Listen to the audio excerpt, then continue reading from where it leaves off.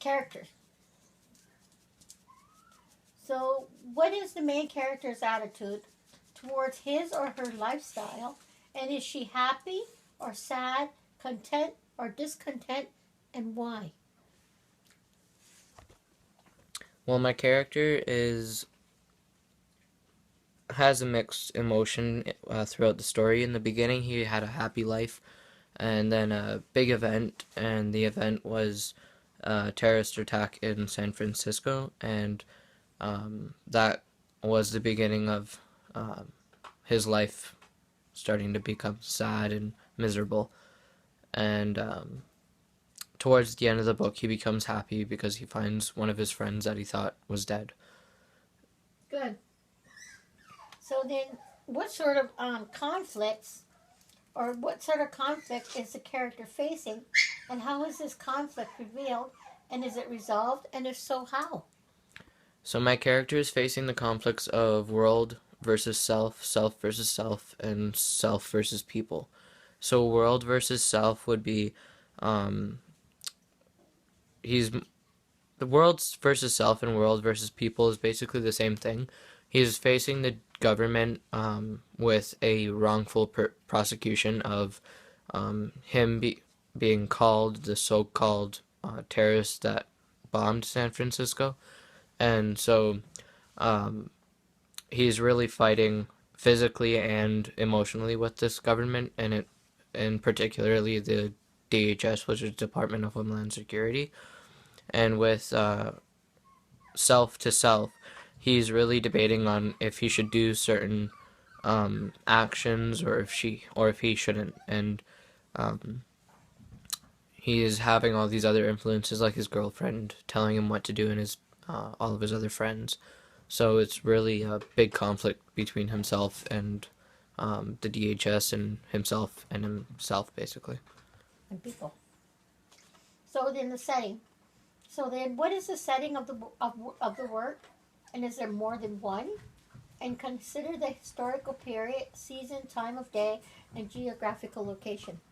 So the setting is in San Francisco during of I believe it's about 4 months of a span of 4 months, and it the whole story is taken basically during the day and night. It's in both cases, and he travels throughout San Francisco, going from prisons to cafes to parks. So Okay.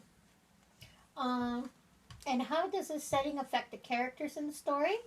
And does their environment give them freedom, satisfaction, or enjoyment? Or does their environment make them feel trapped, dissatisfied, or unhappy? And why? so their environment really gives them freedom in the beginning of the book. They're in high school. They're about 15 to 20 years old. All of him and his initial group of friends, and they'd always skip class to go play this game that they named that they had. It was called Harajuku, I believe it was called, and it was like this scavenger hunt kind of thing, and so he had a bit of freedom, especially with his parents not really knowing about it. So he had all this extra freedom of being able to go places with his friends and certain things like that, and it was enjoyable in the beginning, but later throughout the book, when the terrorist attack happened, the DHS really locked down the city, and it caused their freedom to be taken away. And it slowly got even worse later on because he started this movement that made the DHS even worse when it was trying to make it less worse by trying to find fault within the DHS. So then basically they were unhappy. Yeah. Okay. Um, and now we're at the theme. How do I? Use the mouse. Just scroll down.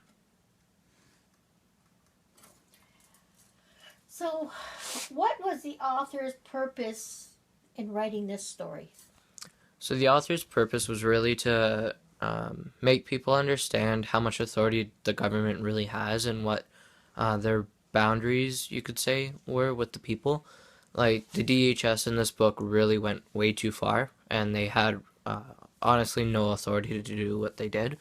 Um, they started basically peering into people's privacy, not allowing them to have any privacy anymore. They had no free will anymore. They had to do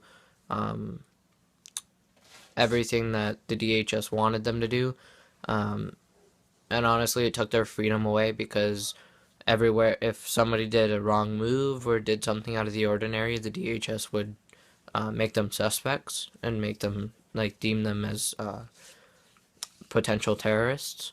So it really took their freedom away, and it made everybody unhappy and scared.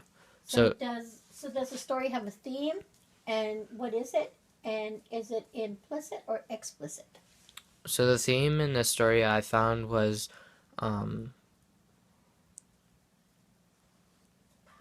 the power of the government and how much they really have, and it's really I think it's more implicit than explicit. You have to really look into the work to realize what's happening, and they don't say it.